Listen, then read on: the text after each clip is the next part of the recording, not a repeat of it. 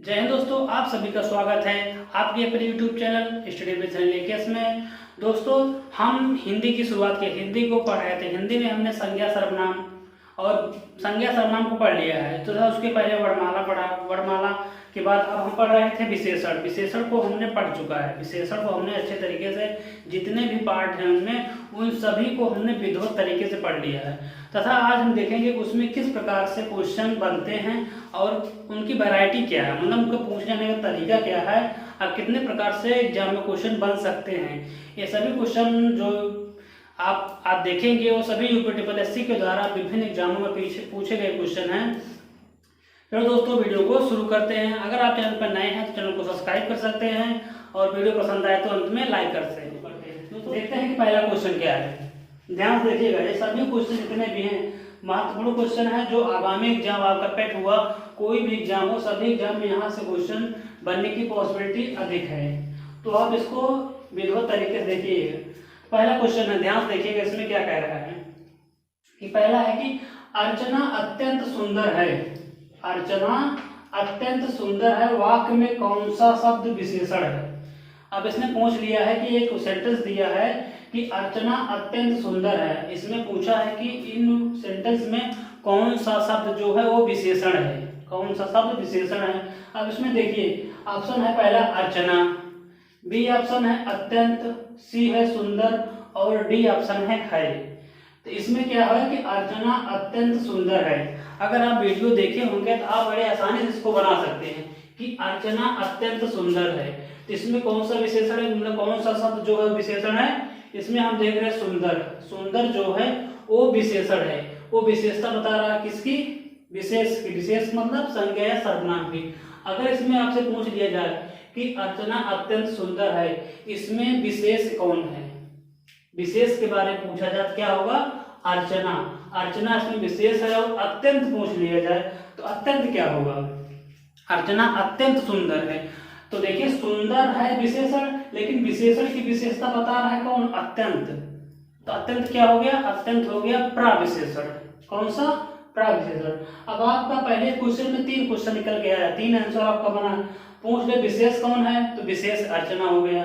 प्रविशेषण कौन है, प्रविशेषण अत्यंत हो गया।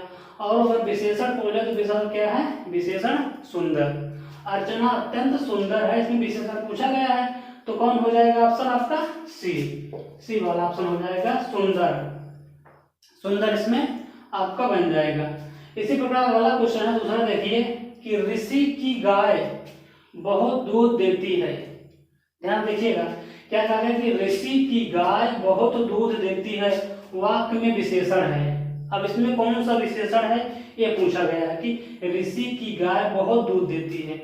अब इसमें कौन सा विशेषण है, देखिए ऑप्शन पहला है गुणवाचक विशेषण, दूसरा है संख्यावाचक, तीसरा है सार्वनामिक विशेषण और चौथा है परिमाण बोधक विशेषण। ऋषि की गाय बहुत दूध देती है। अब इसमें देखिए क्या दूध देती है, दूध किस में आ जाएगा, दूध को आप नाप सकते हैं, तौल सकते हैं, मतलब कि परिमाण बोधक में आ जाएगा। किस में आ जाएगा, परिमाण बोधक। इसमें कौन सा विशेषण हो जाएगा, परिमाण बोधक।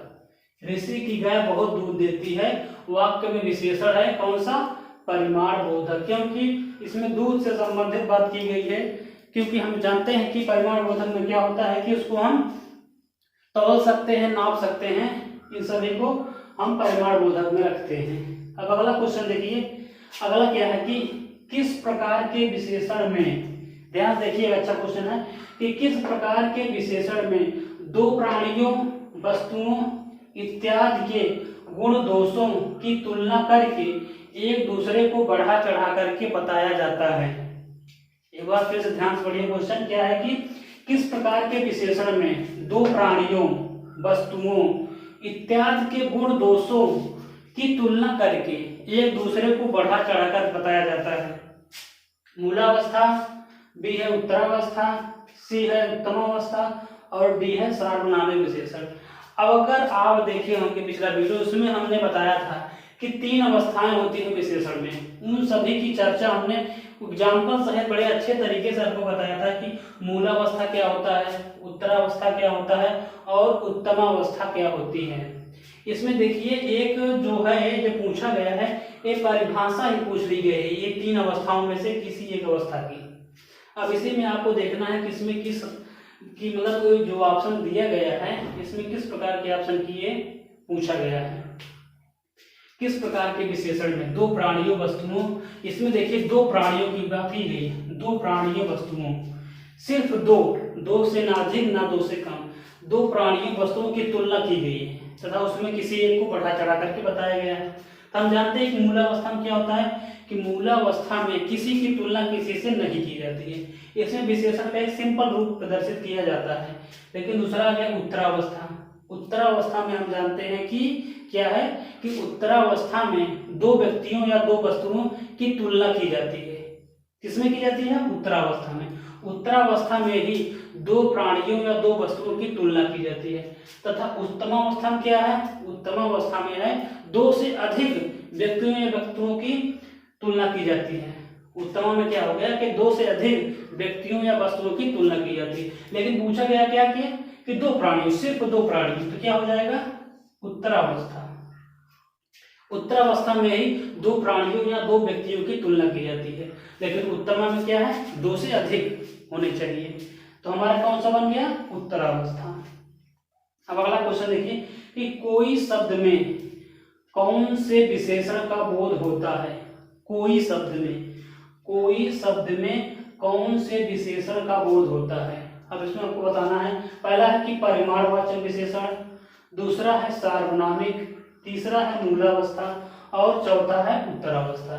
एलिमिनेशन ट्रिक लगाइए, क्या होगा? ना तो यहाँ मूलावस्था होगा और ना ही उत्तरावस्था होगा, क्योंकि इसमें कोई तुलना की कोई अवस्था की बात नहीं की गई है, सिर्फ कोई शब्द पूछा गया है। अब आगे कोई शब्द बचा परिमाणवाचक और सार्वनामिक। परिमाणवाचक होगा नहीं, क्यों? क्योंकि यहाँ पर ना तो होता, वहाँ परिमाणवाचक होता। तो बचा हमारा कौन? सार्वनामिक। हम जानते हैं कि कोई क्या है? कोई एक सर्वनाम है। इसके पहले आप सर्वनाम पढ़ चुके हैं, उसमें आपको पता है, आप जानते हैं कि कोई क्या है? कोई, कुछ, कौन, ये सब सर्वनाम है। सर्वनाम तो क्या हो जाएगा? सर्वनामिक विशेषण हो जाएगा। कोई क्या है? सर्वनामिक विशेषण। अगला क्वेश्चन देखिए, निम्न में कौन सा संख्यावाचक विशेषण है? इसमें पूछ लिया गया है कि निम्न में कौन सा संख्यावाचक विशेषण है। अब इसमें आपको बताना है कुछ। पहला ऑप्शन ध्यान से देखिए, कुछ, दूसरा ऑप्शन है कैसा, तीसरा ऑप्शन है गरीब और चौथा ऑप्शन है सफेद। निम्न में कौन सा संख्यावाचक विशेषण पूछा है? तो एलिमिनेशन ट्रिक लगाइए। संख्यावाचक सफेद से लग रहा है? नहीं लग रहा है। गरीब से आपको कैसे मतलब ऐसा लग रहा है कि संख्यावाचक होगा गरीब, इसका कोई रिलेशन नहीं है। कैसा भी संख्यावाचक नहीं है। कौन सा हुआ? पहला कुछ, जैसे कुछ वस्तुएं होगी, मतलब ये देखिए संख्यावाचक होगा। कुछ से क्या होता है कि किसी वस्तु की मात्रा का वर्णन किया जाए, मतलब थोड़ा हो गया, कुछ हो गया, कुछ है समथिंग, तो संख्यावाचक में आएगा। कुछ व्यक्ति हैं, कुछ वस्तुएं रखी हुई हैं, तो किसमें आ जाएगा? कुछ संख्यावाचक में। अब इसमें देखिए ऐसे भी क्वेश्चन पूछा जाता है कि विशेष देगा, विशेषण पूछेगा, विशेषण देगा, विशेष पूछेगा। जैसे इसमें देखिए स्त्री शब्द का विशेषण रूप होगा, या स्त्री शब्द का विशेषण क्या बनेगा? स्त्री क्या है? स्त्री विशेष है, हम जानते हैं। अब इसका पूछ लिया गया विशेषण क्या होगा स्त्री का। अब इसमें देखिए स्त्री का विशेषण क्या होगा। आपको बताया गया है, एक चार्ट बनाया गया था कि स्त्री शब्द का विशेषण क्या होगा। हम जानते हैं स्त्री का विशेषण क्या होता है? स्त्रैण होता है। क्या होता है? स्त्रैण। अब इसमें देखिए इसके ऑप्शन को ध्यान देखिएगा। स्त्रैण यहाँ लिखा है, स्त्रैण यहाँ ता है, त्रा नहीं है, स्त्रैण है। स्त्रैण होता है, तो आपको इसमें कंफ्यूज नहीं होना है। क्या होगा? स्त्रैण होगा। स्त्री शब्द का विशेषण क्या होगा? स्त्रैण। स्त्री होगा नहीं, कौन सा होगा? स्त्रैण। इस साइड वाले क्वेश्चन को हम आसानी से इसको हल कर चुके हैं। स्त्री शब्द का विशेषण क्या होगा? स्त्रैण। अब इसी प्रकार अगला क्वेश्चन देखते हैं। अगला पूछा गया है कि भौम, ध्यान देखिएगा कि भौम का विशेष रूप है। भौम क्या दिया गया है? भौम दिया गया, भौम विशेषण हो गया, भौम विशेषण है। अब इसका पूछा गया है कि विशेष क्या होगा। विशेष मीन्स संज्ञा या सर्वनाम क्या होगी भौम की। पहला है भौमिक, दूसरा है भूमित्व, और सी वाला ऑप्शन है भूमि, और डी वाला ऑप्शन है भूमिक। भौमिक, भूमित्व, भूमि और भूमिक। इसमें क्या होगा कि भौम का विशेष, भौम की संज्ञा क्या होगी, भूमि, भूमि हो जाएगी। कौन सी, भूमि, क्योंकि भूमि संज्ञा है और इसका विशेषण क्या होगा, भौम। भौम का विशेष रूप भूमि और भूमि का विशेषण रूप भौम। इसको आप नोट डाउन कर लीजिए या इसको आप देख लीजिए क्या होगा इसमें। अब अगला क्वेश्चन है इसी प्रकार, देखिए महान का उत्तरावस्था होगा। क्या है कि महान का उत्तरावस्था होगा।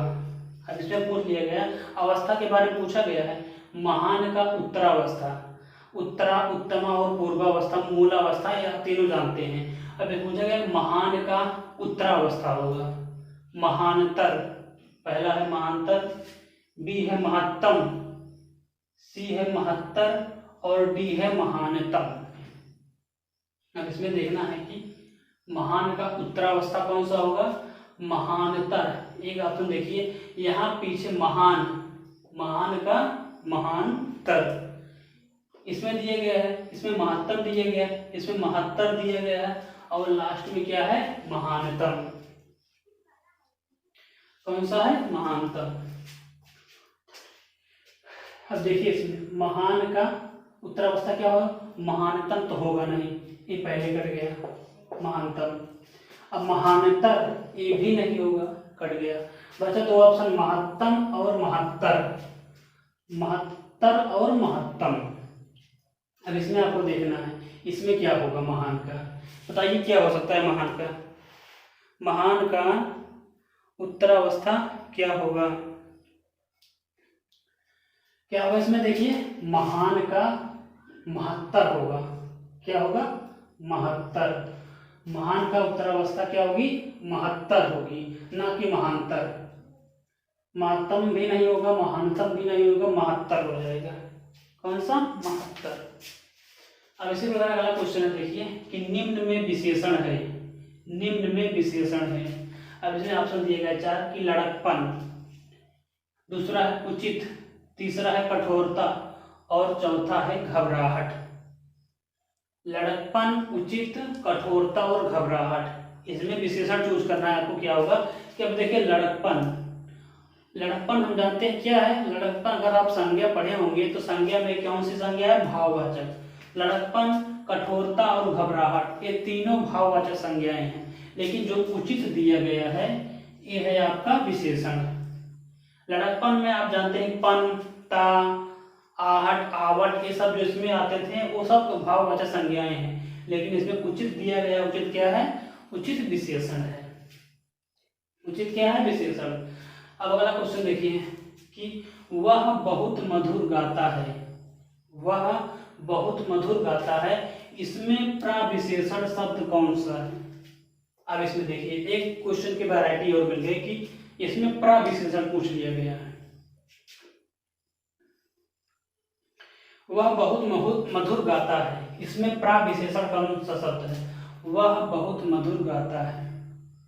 अब इसमें देखना है आपको कि मधुर जो है वो क्या है, फिर बहुत क्या है, वह क्या है, ये सभी आपको पता है, आप जानते हैं, पिछले वीडियो में आप देख चुके हैं, एक एक को बताया गया है। अब इसमें आपको बताना है इसमें प्रविशेषण क्या है। तो वह बहुत मधुर गाता है, अगर पूछा जाए तो वह मधुर गाता है, तो मधुर यहाँ क्या है, मधुर यहाँ पर विशेषण है।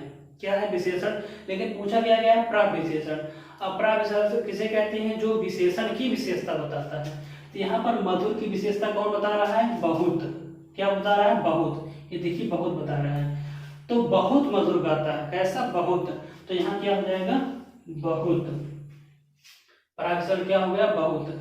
मधुर क्या है, मधुर क्या है, मधुर विशेषण है, लेकिन प्रविशेषण कौन है, बहुत, क्योंकि मधुर की विशेषता बता रहा है बहुत की, और बहुत मधुर गाता है, क्या हो जाएगा, बहुत।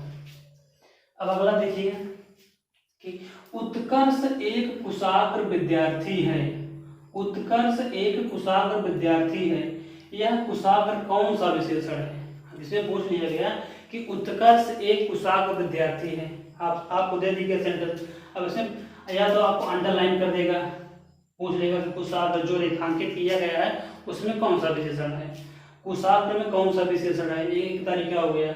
अब देखिए ऑप्शन है परिमाण बोधक, दूसरा है सार्वनामिक, तीसरा है संख्यावाचक और चौथा है गुणवाचक। अब इसमें आपको 4 ऑप्शन में चूज करना है, क्या होगा कि उत्कर्ष एक कुशाग्र विद्यार्थी है। अब इसमें कुशाग्र को इंडिकेट किया गया है, कुशाग्र कौन सा विशेषण है, परिमाण बोधक होगा, नाप तोल हो रहा है, नहीं होगा, कट गया। सार्वनामिक, किसी सर्वनाम की बारे में बताएगा, कुशाग्र सर्वनाम लग रहा है आपको, नहीं। संख्यावाचक प्रदर्शित हो रहा है, नहीं। बचा कौन सा, गुणवाचक। कुशाग्र कौन सा है, गुणवाचक, उसे गुण को बता रहा है कि कुशाग्र उत्कर्ष एक कुशाग्र विद्यार्थी है, उसे गुण को प्रदर्शित कर रहा है। अब लास्ट क्वेश्चन देखिए, लास्ट है कि निशा का विशेषण रूप होगा, या निशा का विशेषण रूप है, मतलब कि निशा का विशेषण क्या होगा। निशा क्या है, इसमें निशा एक विशेष है, संज्ञा सर्वनाम है, तो निशा का विशेषण रूप पूछा गया है। पहला ऑप्शन है निशाचर, दूसरा है निशीथ, तीसरा है निशांत और चौथा है नैश। अब इसमें आपको बताना है कि कौन सा विशेषण रूप होगा निशा का, तो कौन होगा, इसमें हो जाएगा नैश। इसको आपको याद करना पड़ेगा, रटना पड़ेगा। ये जो टेबल आपको बनाना था बना लीजिए, उसमें आपको मतलब याद करना होगा निशा का विशेषण क्या होगा, स्त्री का विशेषण क्या होगा, ये सभी को कलेक्शन करिए उसमें, तभी आपको ये क्वेश्चन बना पाएंगे। निशा का विशेषण क्या होगा, नैश होगा। इस प्रकार हम देख चुके हैं कि विशेषण में कि कितने वैरायटी क्वेश्चन बनते हैं, एग्जाम में कहाँ से कैसे क्वेश्चन पूछा जाता है, उनका लेवल क्या है और उनकी वरीयता क्या है, किस प्रकार से क्वेश्चन को एग्जाम में दिया जाता है, ये सभी आपको क्वेश्चन देख चुके हैं। इसको अगर आप नोट डाउन करना चाहते हैं नोट डाउन कर लीजिए, या तो आप इसका स्क्रीनशॉट कर लीजिए।